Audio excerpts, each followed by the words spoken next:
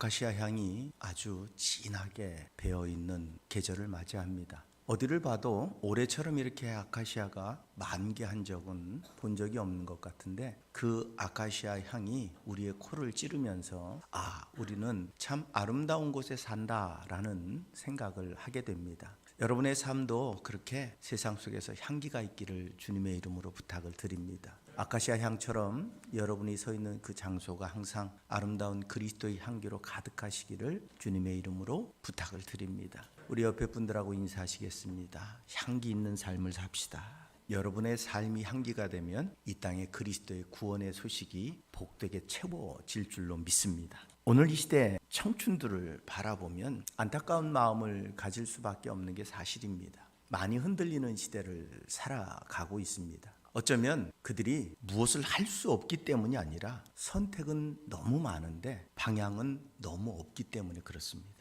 세상은 끊임없이 성공한 사람, 똑똑한 사람, 유명한 사람, 잘 나가는 사람, 별의별 이야기를 모든 매체를 통해서, SNS를 통해서, 사진을 통해서 우리에게 수없이 많은 정보를 주고 있습니다. 그런데 우리 젊은이들의 삶의 현장, 나의 자리는 왜 이렇게 뒤처져 있을까? 나는 왜 이렇게 요거밖에 안 될까? 저 사람은 저 나이에 저만큼 갔는데 나는 뒤로 후퇴한 것 같은 안타까운 마음을 갖게 될 때가 있습니다. 사회학자인 지그문트 바우만이라고 하는 사람이 현대를 액체근대라고 말했답니다. 무슨 이야기냐 하면 이제 단단한 그러한 공동체성, 전통, 신념, 가족의 틀 이런 게 없어지고 다 녹아내리는 시대, 다 흘러가는 시대, 안정감이 없는 시대. 그래서 무엇도 오래 붙들 수 없는 시대가 되어졌다라고 이야기합니다. 우리 청년들은 이런 흘러가는 시대 속에서 떠밀려 가듯이 갑니다. 뭔가를 붙잡았다고 생각했는데 그게 지푸라기였습니다. 그래도 버텨주겠지, 견뎌주겠지 하고 붙들었는데 그게 뿌리채 뽑힐 때가 있습니다. 그래, 코인을 붙잡으면 내가 좀 더 나을 거야. 그랬더니 그 코인이 마이너스 300, 오히려 기대했던 게 와장창. 요즘은 주가가 엄청나게 폭등하고 있죠. 그런데 한때 우리 젊은이들이 그래 주식을 통해서라도 돈을 벌어야지 그랬더니 바닥으로 나 모르겠다 다 팔아버렸더니 8천까지 올라갔어요. 그 모습을 보면서 나는 왜 이렇게 운이 없을까? 나는 왜 이렇게 사는 게 힘들까? 우리는 고민하며 허우적대는 삶을 살아가게 됩니다. 문제는 방향이 부재하기 때문입니다. 이 사회가 너무 많은 목표를 줬습니다. 인간으로서 근본적으로 살아가야 되는 진짜 근본적인 목적은 잃어버리고 성공이라고 하는, 유명세라고 하는, 비교 우위를 차지하는 좋은 차와 좋은 옷과 명품들이 우리 젊은이들에게 세상의 기준이 되어져 가면서 그 다각화되어 있는 기준을 가지고 살려니까 쫓아가기가 너무 버거운 겁니다. 대학내일 20대 연구소라고 하는 곳에 조사를 했더니 20대 청년의 72%가 내가 뭘 원하는지 모르겠다 라고 응답했답니다. 꿈이 없어서가 아닙니다. 꿈이 너무 많아서입니다. 세상이 던져주는 꿈이 해야 되는 일이, 내가 차지해야 되는 자리가 너무 다양하고 복잡하고 많이 주어져 있다는 거예요. 그래서 젊은이들이 이것도 갖고 싶고 저것도 차지하고 싶고 이것도 누리고 싶은데 정작 나의 능력은 한계를 가지고 있기 때문입니다. 이 사회는 수없이 많은 성공을 요구하고 있습니다. SNS를 보면 수천 개의 성공 사례들이 막 떠다닙니다. 그래서 그 성공된 삶을 나도 살아봤으면 하는 욕심과 욕구들이 우리를 어디로 가야 될지 모르게 만들고 있습니다. 신앙의 자리도 다르지 않습니다. 많은 청년들이 교회를 떠나는 이유를 물어보면 신앙이 단지 싫어서가 아닙니다. 신앙이 삶의 중심이 될 수 없다고 느끼기 때문입니다. 믿음은 마음으로 믿으면 충분하다고 생각합니다. 굳이 교회 갈 필요 없이 요즘은 인터넷을 통해서, 영상을 통해서 수없이 많은 예배를 드릴 수 있는데 굳이 뭘 교회까지 가서. 신앙은 필요할 때 꺼내서 내 필요와 욕구를 채우는 도구이면 됩니다. 그래서 과거에 우리의 신앙은 마음의 중심에 딱 잡고 그 신앙을 중심으로 모든 것을 판단하고 결정하고 찾아갔는데, 그게 아니라 이제 그 신앙도 여러 가지 중에 한 가지일 뿐입니다. 중심이 아니라 그 중심에 누가 있느냐? 내가 있습니다. 어떤 내가? 성공한 내가, 잘된 나가, 훌륭한 내가, 때로는 외모적으로도 뛰어난 내가 그 자리를 차지하고 있습니다. 그 나를 위해 신앙도, 물질도, 명예도, 지위도, 권세도, 학식도 다 필요한 것이 졌다는 겁니다. 부모 입장에서는, 신앙을 가진 부모 입장에서는 우리 자녀를 어떻게 신앙 안에 살아가게 할까? 세상과 경쟁하며 살아가는 자녀가 과연 어떻게 하면 더 하나님을 올바로 믿으며 승리하는 인생이 될 수 있을까 고민을 하게 됩니다. 오늘 근데 성경은 우리에게 너무도 단호하게 말씀하고 있습니다. 먼저 그의 나라와 그의 의를 구하라. 그리하면 이 모든 것을 너희에게 더하시리라. 먼저 그의 나라와 그의 의를 구하랍니다. 오늘 우리에게 던져주신 하나님의 명령은 뭘 먹을지, 뭘 마실지, 뭘 입을지, 어떻게 성공할지, 어떻게 잘 나갈지, 어떻게 좋은 옷을 입을지, 어떻게 좋은 차를 잘 탈지, 어떻게 하면 우리에게 더 현명하고 올바른 성공의 길이 열릴지에 대해 말씀하는 게 아니라 다 무시하고 먼저 그의 나라와 그의 의를 구하랍니다. 그의 나라와 그의 의를 구해서 내가 얻는 게 뭔데요? 성공이 주어집니까? 물질이 주어집니까? 만족이 주어집니까? 평안이 주어지나요? 아니요, 그냥 하나님이니까 하시는 말씀인 것 같습니다. 오늘 하나님은 이 말씀을 통해서 우리의 삶과 무관한 것 같은 이 하나님의 말씀이 인생의 자리를 바꾸고 삶의 방향을 돌리고 주권자를 교체하고 하나님이 책임지는 삶으로 살게 만드시기 원하신다고 우리에게 말씀하고 있다는 겁니다. 첫째로 인생의 자리를 바꾸라고 말씀합니다. 오늘 가장 먼저 시작되는 말씀, 그런즉 너희는 먼저, 이 먼저라는 말, 프로톤이라고 하는 이 말은 단순하게 순서를 이야기하는 게 아닙니다. 가장 높은 자리라는 뜻을 갖고 있습니다. 우리에게 너에게 가장 중요하고 가장 높은 자리에 있고 가장 중심이 되어야 되는 것, 곧 우리 인생의 자리를 바꾸기를 요청합니다. 스케줄 좀 조정하라는 게 아닙니다. 우리 안에 있는 나 중심에서 파생된 모든 것이 아니라 그 중심의 자리를 바꾸라는 겁니다. 우리는 항상 그렇게 기도하죠. 하나님, 이게 되면 내가 헌신하겠습니다. 하나님, 이게 이루어지면 내가 하나님을 온전히 믿겠습니다. 하나님, 내가 원하는 이게 성취되면 내가 하나님 뜻을 따르겠습니다. 항상 하나님보다 앞서 있는 것들이 있어요. 근데 하나님은 네가 시험 보기 전에 하나님을 먼저 붙들고, 네가 직장 가기 전에 하나님을 먼저 구하고, 네가 뭔가를 선택하기 전에 하나님께 질문하고, 우리 삶의 가장 우선순위, 우리 삶의 가장 중요한 그 자리에 하나님을 놓으라고 말씀을 하고 있습니다. 잠언서 3장 5절은 이렇게 말합니다. 너는 마음을 다하여 여호와를 신뢰하고 내 명철을 의지하지 말랍니다. 하나님은 참고용이 아닙니다. 하나님은 기준이 되시기를 원하신다는 겁니다. 루이스라고 하는 사람 이런 말을 했습니다. 우리는 하나님이 약간 더해지면 행복해질 것이라 생각한다. 그런데 하나님은 전부를 요구하신다. 하나님은 당신의 삶에서 방 하나를 원하시는 게 아니다. 그분은 온 집을 원하신다. 그분은 1번 자리, 가장 중심의 자리에 안 계시면 없는 겁니다. 여러분, 우리는 하나님 요만큼만이라고 이야기하는데 하나님은 요만큼만이라고 말할 때 난 너에게 없다라고 말씀하시는 겁니다. 그러니 여러분, 가장 중심에 계시고 첫 번째가 되어져야 되는 하나님이 안 계시니 내가 아무리 기도한들, 내가 아무리 외친들, 아무리 바라본들 더하시겠다는 약속은 성취될 수가 없습니다. 하나님이 그 자리에 가기까지, 하나님은 그 자리에 계시기까지 전부가 아니면 아무것도 아닌 것이라고 말씀합니다. 하나님 욕심이 너무 많은 게 아닐까요? 하나님 우리한테 중요한 게 얼마나 많은데요. 먹을 것도 문제고 마실 것도 문제고 성공도 문제고 있어야 될 게 얼마나 많은데 하나님만 전부이기를 기대하십니까? 하나님 분명히 말씀하십니다. 내가 전부일 때 내가 널 책임진다. 우리는 그 하나님을 믿고 있는가 하는 겁니다. 감정의 일부, 시간의 일부, 능력의 일부가 아닙니다. 하나님은 전부이기를 원하십니다. 먼저는 그냥 감정의 결단이 아닙니다. 주인권을 돌려달라는 겁니다. 너 주인이 네가 아니라 내가 너의 주인 될 테니까 뭐든지 나한테 물어보고 해. 뭐든지 너의 모든 생각과 삶과 판단의 첫 번째는 나야. 나로부터 출발할 수 있다면 내가 너를 책임져 준다는 겁니다. 우리가 아침에 눈을 뜨면 뭘 먼저 손에 잡을까요? 우린 습관처럼 스마트폰, 핸드폰을 손에 잡습니다. 그리고 그 안에서 수없이 많은 정보들을 우리 머릿속에 집어넣습니다. 우리가 눈을 뜨자마자 무릎 꿇고 하나님 오늘 하루를 책임져 주옵소서라고 말하지 않는다는 거예요. 우리에게 주어진 하나님의 그 놀라운 역사, 그걸 경험하고 체험하기 원하면서 정작 우리 안에 하나님은 1번이 아니면서 욕심만 부리고 있다는 겁니다. 하나님 1번 자리에 계실 때 비로소 2번, 3번, 4번, 5번, 6번 자리들이 제자리를 찾습니다. 하나님 1번이 되실 때 2번인 내가 기뻐질 수 있고 평안할 수 있습니다. 3번인 내 가정이 행복하고 복될 수 있습니다. 4번인 내 일터와 직장이 하늘의 능력을 경험할 수 있습니다. 그런데 1번이 흔들리면 내 인생 전체가 흔들리는 거예요. 하나님은 먼저 너희 삶 속에 1번이 뭐냐고 질문을 하시는 겁니다. 두 번째로 삶의 방향 전체를 전환하라는 겁니다. 첫 번째, 우리의 삶의 중심이 하나님이 될 때 우리의 삶의 방향이 바뀌어지게 됩니다. 오늘 구하라고 말합니다. 제테이테라고 하는 헬라어인데 현재 능동 명령형이랍니다. 구해라가 아니라 계속해서 구하며 살라는 겁니다. 그냥 한번 어쩌다 한번 그게 아니라 항상 기억하고 항상 내 삶의 우선순위는 하나님께 내 모든 삶을 구하며 살라는 겁니다.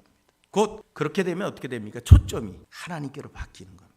삶의 방향이 결정의 순간에, 선택의 순간에, 결론의 순간에 우리의 결론이 전혀 다른 방향으로 갈 수 있다는 겁니다. 예수님은 누가복음 11장에서 구하라 그러면 너에게 주실 것이요, 찾으라 그러면 찾아낼 것이요, 문을 두드리라 그러면 너에게 열릴 것이니라고 말씀합니다. 구하고 찾고 두드리라 모두가 현재형입니다. 멈추지 말라는 겁니다. 곧 이 이야기는 뭡니까? 끊임없이 하나님을 찾으라는 거예요. 끊임없이 하나님과 소통하며 살라는 거예요. 끊임없이 하나님을 따라가라는 겁니다. 주일날 하루 오전에 와서 잠깐 얼굴 비치고 가는 게 신앙이 아니라 내 삶 전체가 하나님과 함께하는 게 신앙이라는 겁니다. 근데 우리는 끊임없이 하나님을 찾는 게 아니고 하나님 앞에 구하는 게 아니고 하나님 앞에 두드리는 게 아니라 끊임없이 우리는 어떻게 하면 남보다 더 나을까? 어떻게 하면 내가 더 성공한 인생이 될까? 어떻게 하면 내가 더 좋은 곳에 있을 수 있을까? 어떻게 하면 내 직장이 더 안정될 수 있을까? 우리는 끊임없이 내가 중심이 되어진 삶을 살아간다는 겁니다.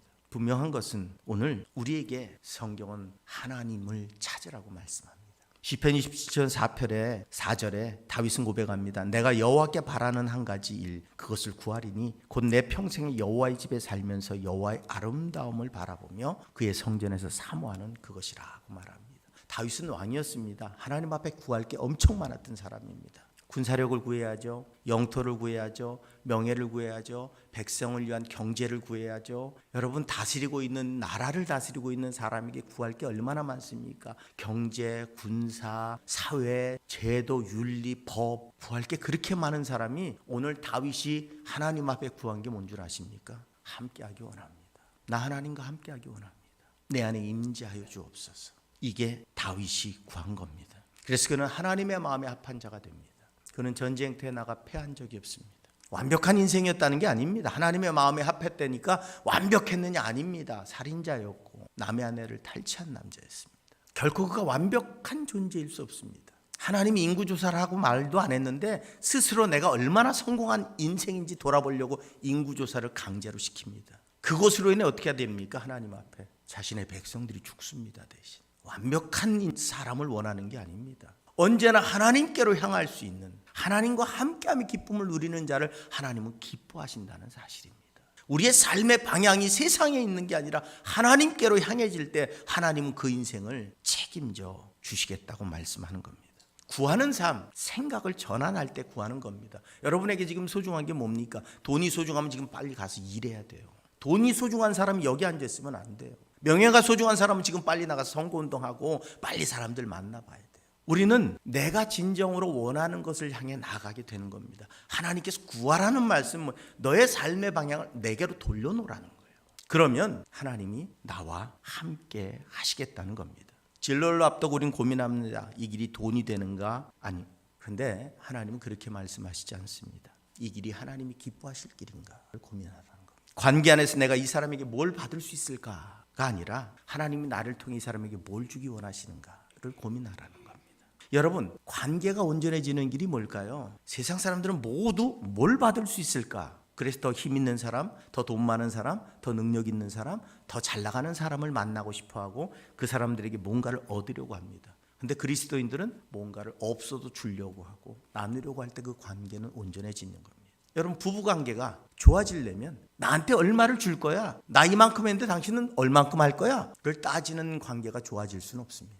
그저 내가 주는 게 행복한 관계, 내가 줌으로 기쁜 관계, 그 부분은 행복할 수밖에 없어요. 그런데 우리는 항상 내가 한 것에 대한 반대급부를 기대하며 살아갑니다. 그것으로 인해 오는 상처, 상실감, 손해보는 마음, 그게 우리를 불행하게 만드는 거예요. 하나님은 인간관계를 나눌 때 주기 위해 내 이웃을 내 몸처럼 사랑하라 합니다.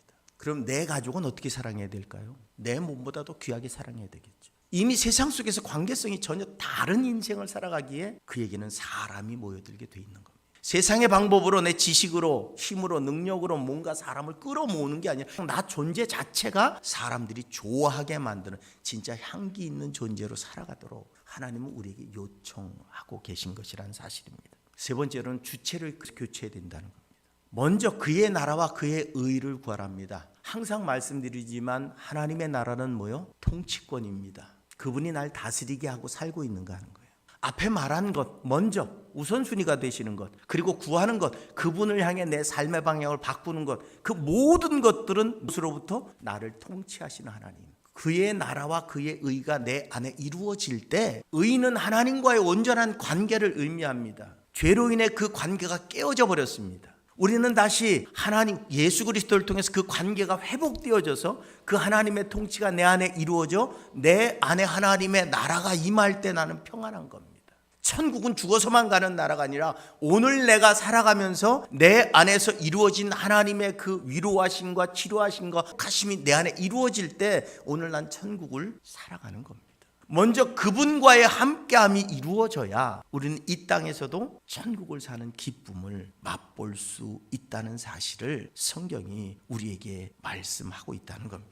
그 하나님의 통치가 어떻게 이루어지느냐? 규칙을 지키는 것이 아닙니다. 먼저 그의 나라, 그분을 먼저 사랑하라는 겁니다. 마음을 다하고 뜻을 다하고 몸을 다하고 생명을 다해 그분을 사랑할 때 그 사랑이 나를 통치하게 용납할 수 있다는 겁니다. 여러분, 내가 누군가에게 나를 내어줄 수 있을 때가 어느 때일까요? 사랑할 때입니다. 사랑하면 내가 힘들어도 어려워도 내어줄 수 있습니다. 하지만 사랑하지 않으면 그 법이 아무리 좋아도 우린 지키는데 저항하고 거부하게 돼 있습니다. 오늘 하나님은 우리에게 먼저 날 사랑하라고 말씀하는 거예요. 그러면 너희가 사랑하게 될 것이라고 말씀하고 있습니다. 곧 하나님과 나와의 관계가 회복될 때 우리는 진정한 평안과 기쁨과 감사를 누리는 삶을 살아갈 수 있습니다. 그래서 웨슬리는 성화의 삶, 하나님의 의로 내가 하나님과 가까워지고 회복되는 삶을 살아갈 것을 말씀하며 향한 여정이라고 말합니다. 오늘 시편 23편처럼 여호와는 나의 목자시니 내게 부족함이 없다라는 고백, 그것은 하나님이 나를 통치하실 때, 하나님과 나의 관계가 사랑으로 다시 회복될 때, 현실은 메마르고 현실은 힘들고 현실은 어려워도 내 안에 일어난 하나님의 나라, 내 안에 임하신 하나님의 평화, 내 안에 임하신 하나님의 기쁨이 나로 하여금 부족함이 없다고 고백하는 인생으로 나아갈 수 있게 만들어 주시는 줄로 믿습니다. 오늘 우리는 그 하나님의 나라가 내 안에 임할 때 누릴 행복을 빼앗기고 있기에 세상 속에서 아무리 찾아도 그런 행복을, 평안함을, 기쁨을 찾아낼 수 없다는 겁니다. 좋은 걸 먹어도, 좋은 옷을 입어도, 좋은 집에 살아도 인간은 항상 부족합니다. 그런데 메마른 광야에 있어도 여호와가 나의 목자이심을 믿고 내가 그분 안에 살 때 그 부족함 속에서 나오는 고백이 부족함이 없습니다 라는 진정한 믿음의 고백이 우리 안에 성취될 수 있음을 말씀하고 있다는 겁니다. 그럴 때 하나님은 이렇게 말씀합니다. 더하시리라, 책임져 주시겠다고 말씀합니다. 주어는 인간이 아닙니다. 하나님이십니다. 먼저 그의 나라와 그의 의를 구하라. 그러면 이 모든 것을 너희에게 더하시리라. 모든 것이 뭡니까? 앞에서 보면 뭘 먹을지, 뭘 마실지, 뭘 입을지, 인간적인 기본적인 욕구, 인간이 살아가면서 찾고 의지하고 누리고 싶은 그 욕망들, 그 소망들, 그것들이 우리 안에 더하게 될 것을 말씀합니다. 이야기하면 또 성공하는구나, 잘 되는구나, 형통하게 될 것이구나. 아닙니다. 오늘 성경이 더하시겠다라고 하시는 말씀은 세속적인 성공을 보장하는 게 아닙니다. 오히려 결핍 속에서도 결핍을 모르는 진정한 풍요를 누리는 삶, 하나님과 함께함으로 누리는 기쁨과 즐거움이 세상의 부족함을 뛰어넘을 수 있는 인생, 치열한 경쟁사회 속에 살아가는 우리 젊은이들이 그 경쟁사회 속에서 감사하고 기뻐하며 자신에게 주어진 삶을 의미 있게 살아가도록 만드는 능력, 그것이 하나님과의 올바른 관계로 맺어질 때 시작되어질 수 있다는 겁니다. 오늘은 세상 속에서 돈 많이 벌면 행복할 것 같지만 그렇지 않습니다. 명예가 올라가고 지위가 올라가면 행복할 것 같지만 그렇지 않습니다. 우리 육신이 편하면 즐거울 것 같지만 그렇지 않습니다. 오늘 우리에게 진정한 평안은 하나님이 내 안에 계신 겁니다. 힘든 삶의 현장 속에서 하나님이 계시면 나도 모르게 찬양이 나오는 것이고 내 안에 천국이 이루어지는 겁니다. 그때 우리는 진짜 진리, 진짜 목표, 이 세상을 정말로 바꿀 수 있는 진정한 목적을 향해 살아가는 삶을 살아낼 수 있게 되어질 줄로 믿습니다. 이 더하심은 물질의 풍요가 아니라 삶의 충만함입니다. 그 삶의 충만함은 예수 안에서만 누릴 수 있습니다. 육신을 좀 쉰다고 누려집니까? 내가 조금 하루 더 쉰다고 내 육신이 조금 회복될 수는 있어도 내 마음이 풍요로워집니까? 아닙니다. 내 마음의 풍요는 절대로 육신적인 것으로 채워서 누려지는 게 아닙니다. 더 갈급해지죠. 소금물을 마시면 더 물이 먹히는 거예요. 그 풍요로움을 하나님 우리에게 허락해 주시기 원하신다는 사실입니다. 이 시대는 참 불안한 시대입니다. 바뀌어도 너무 빨리 바뀌고 변해도 너무 빨리 변합니다. 요즘은 저도 적응을 못 하겠더라고요. 하도 빨리 바뀌어서 전자기기들도 하도 빨리 바뀌어가지고 뭐가 바뀌었는지도 모르겠더라고요. 그냥 살아가는 거예요. 흘러가는 거예요. 그러다 보니까 어떻게 해요? 내가 지금 어디로 가고 있는지도 모르는 시대를 살고 있습니다. 하지만 분명한 사실, 우리 안에 주인 되시는 주님이 그 자리에 있을 때 광야를 걸어가도 광야에 길을 내시는 하나님, 사막을 걸어가도 사막에 강을 내시는 하나님, 그 하나님을 믿음으로 난 평안한 거예요. 그 은혜가 내 안에 이 주일에 충만하게 채워질 때 이 한 주간의 내 삶의 기쁨이 변하지 않는 셈으로, 마르지 않는 셈으로 채워지는 것이지, 내가 조금 더 쉬고 조금 더 놀아서 내 영혼육이 평안해지는 게 아닙니다. 우리 젊은이들이 세상에 좋은 돈 조금 더 벌고 조금 더 지위 높아진다고 해서 자신들의 삶이 더 행복해지는 게 아니란 사실을 깨달을 때, 진정한 진리 안에 머물 때, 그때부터 진짜 행복을 누리는 삶을 살아갈 줄로 믿습니다. 먼저 그의 나라와 그의 의를 구하라는 건 형벌이 아닙니다. 그래서 하나님의 초대입니다.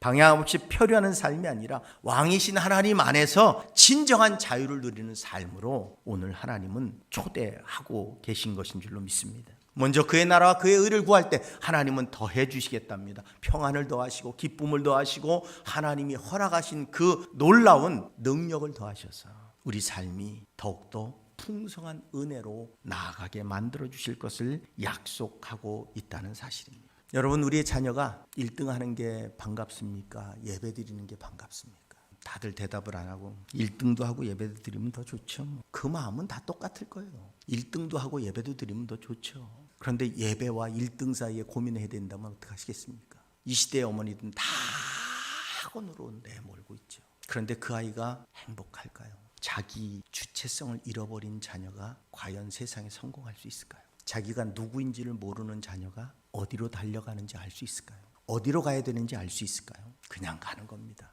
세상 따라서 높아진 대로 가면, 권력을 가지면, 그러다 보니 돈 되는 데 손대고, 그러다 보니 부정한 대로 나아가는. 오늘 이 시대 우리 젊은이들은 흔들리고 있습니다. 분명히 세상은 그들에게 많은 걸 요구합니다. 하지만 그 중심에 진리가 있다면 어디 내놔도 걱정하지 않아도 될 겁니다. 그들은 자신의 삶을 올바르게 살아갈 줄로 믿습니다. 오늘 먼저 그의 나라와 그의 의를 구하는 우리가 되어져서 우리의 삶 속에 허락하시는 하나님의 더하심의 충분한 은혜로 우리의 삶이 언제나 방향성이 있고 목적이 올바르며 세상을 변화시키는 거룩한 진리 안에 사는 복되고 아름다운 삶을 살아가실 수 있기를 주님의 이름으로 축원을 드립니다.